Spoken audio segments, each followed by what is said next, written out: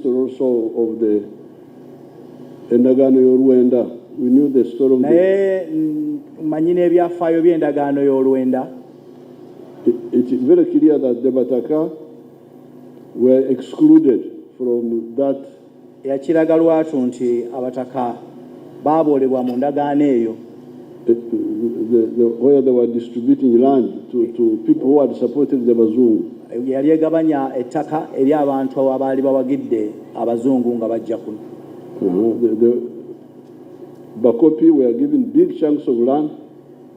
Abakopi baaweebwa ettaka ddene nnyo. And ettaka okuli abantu. Ate nga lyaliko n'abantu. It was not empty land. Kuba teryali lyereere. So that's how this issue was created.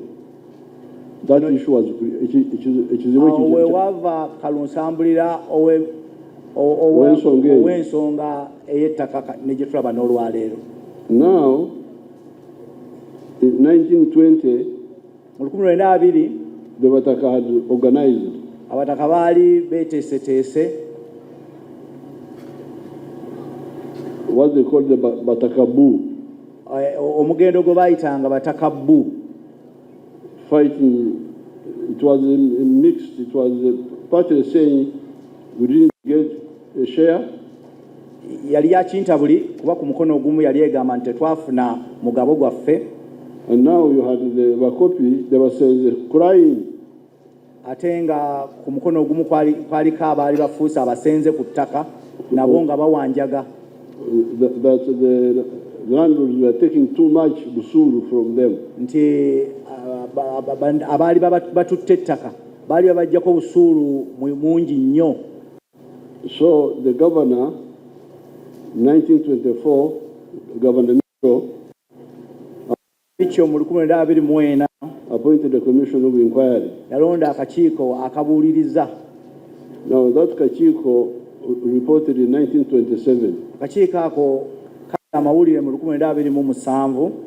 And they said now they didn't address the issue of the Bataka at all. Naye ensonga y'Abataka yo tebagikwatirako ddala, tebagyogerako n'akatono. Instead they sort of relieved the Basenze. Naye baagezaako okukakkanya ku busuulu abasenze gwe baali basasula. So my sister came. Mwannyinaze oyo yajja and talked about the Bataka, whom of course I knew. N'ayogera ku nsonga z'Abataka naye ng'era nali mbamanyi bulungi. Omutaka Kibale Nadduli is the one who worked with me very closely to when I was coordinating. Bwe twakolagana ffenna to bring back the Kabaka. Okukomyawo Obwakabaka. Those people you are talking about, Namuguzi. Boogedde wano ku Namuguzi.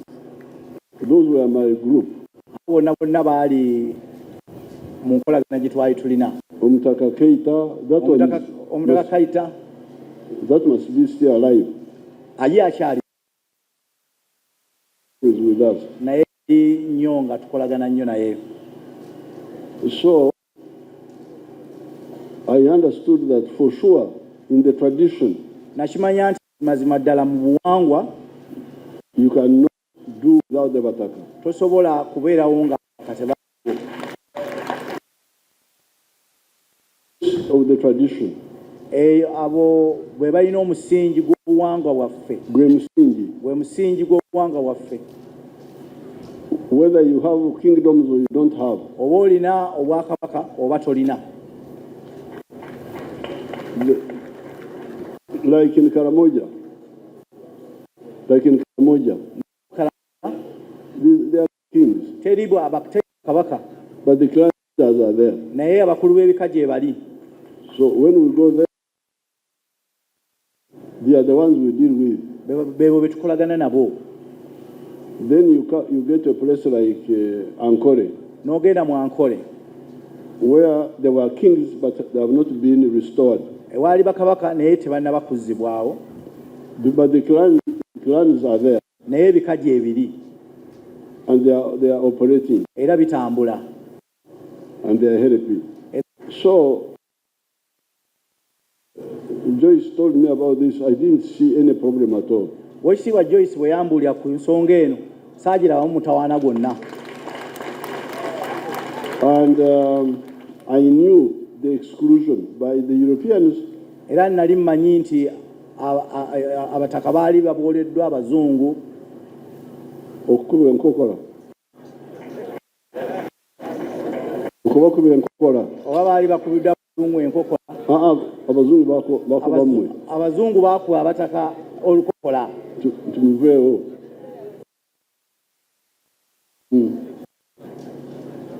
So it was my pleasure to support this little effort of. Kwali kusima gwange okuwagira kino mu butono bwakyo. Kyali ssanyu lyange. Lyali ssanyu lyo. Ono omusajja ayogera bibye. So it was my pleasure to make that little contribution. Lyali ssanyu lyange okukola ekyo kitono kye nakola on buying the land. Ekyokugula ettaka.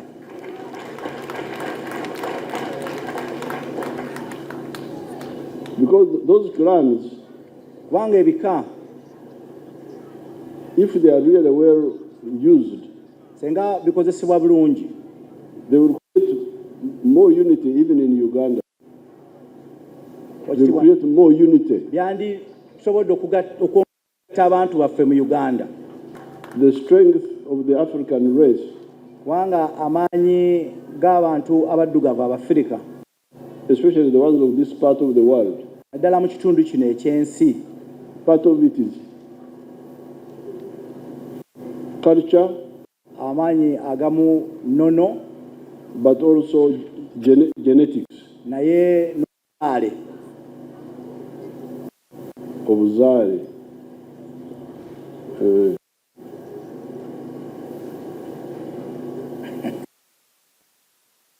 Waba kibakwita obunya. Omanya abanyankole bane ebigambo bingi.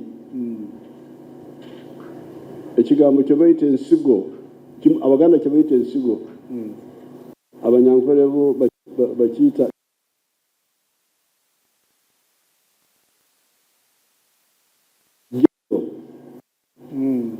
naye buli tebaziyita nsigo. They don't use the general word of ensigo for the nsigo of enyanya.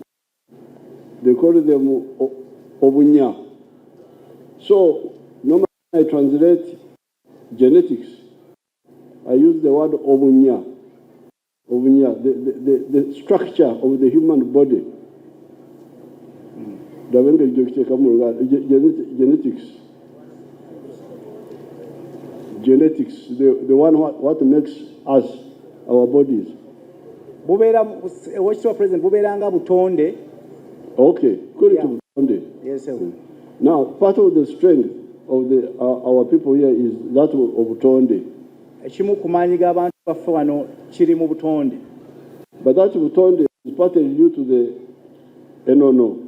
Naye obutonde obwo ate kitundu kya buwangwa Kiva mu buwangwa waffe. mu buwangwa bwaffe. You are not allowed to marry somebody from your clan. Tokkirizibwa kuwasa muntu kuva mu kika kyo oba okufumbirwa omuntu mu kika kyo. You must go and cross and look for the other clans. Teeka okugenda n'onoonya omuntu ow'ekika ekirala. Now, this is biology now. It's not just culture. It is actually science.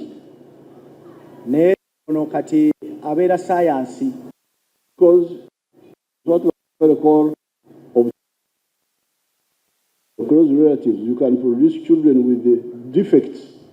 Senga abantu ab'omusaayi ogumu bafumbirigana oba ab'ekika ekimu musobola okuzaala abaana abalina ebizibu oba n'obulemu obw'enjawulo Obukosefu. oba obukosefu obw'enjawulo. Banyankole call it obutembane. Obutembane, inbreeding, what you translate in English. Inbreeding. Oba kye bayita okuzaalaganamu oba obuko. Now, okay, we are there with the modern government. We are there doing modern things. Wewe tuli ne gavumenti era tukola ebintu ebyomulembe bridges, building kuzimba roads, entindo n'enguudo trade, n'okukuuma ebyobusuubuzi. but who is preserving our genetics? Naye ani aliwo okukuuma obutonde bwaffe? Because it's not clear to others. Kubanga ekyo tekiri si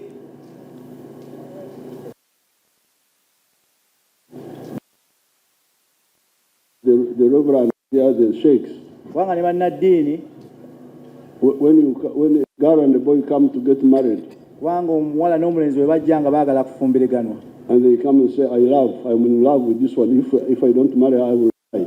ne bagamba nti ono mwagala nnyo era bwe simuwa nsobola okufa. Ate bwe mutunulako mpulira okukankana.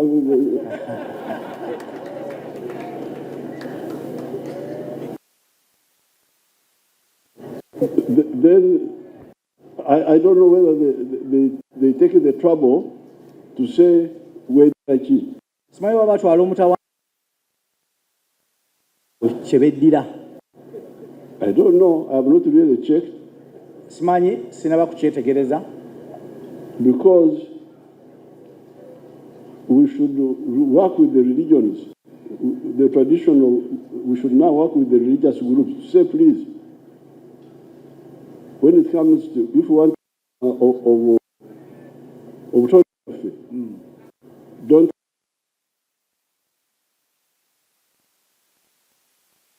tulina okukolagana ne bannaddiini fe ab'ebyobuwangwa tulina okukolagana ne bannaddiini okulaba nti wabeerawo ngeri bantu ba kika kimu gye beezaalamu olw'okukuuma obutonde bwaffe okuzaalaganamu. So who is now looking after that? Ekyo kati ani akitunulako? Okay, the government is looking after the roads, the electricity, the what, but that side. Gavumenti etunulira ku nguudo, tunula ku masannyalaze, naye ekitundu ekyo ani akitunulako? The religious people are preparing us to go to heaven.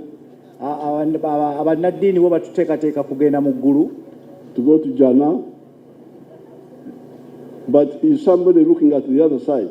Naye ani atunuulidde oluuyi luli? Then you get the problem of the language. Ne tufuna obuzibu bw'ennimi. Who is following up the issue of the language? Ani agoberera ensonga ezikwatagana n'ennimi ze twogera? Because we are English, Swahili. Kubanga waliwo Oluzungu, waliwo Oluswayiri.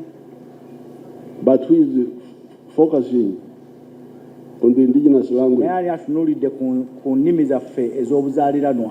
The foods. Oba emmere yaffe ey'obuwangwa. Eya Nansangwa. So, me, I didn't see any conflict if we sit down properly without omururu, without looking for the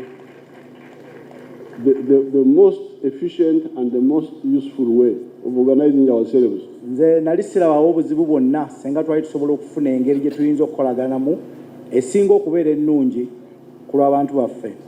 So therefore, I'm very happy to support the Bataka.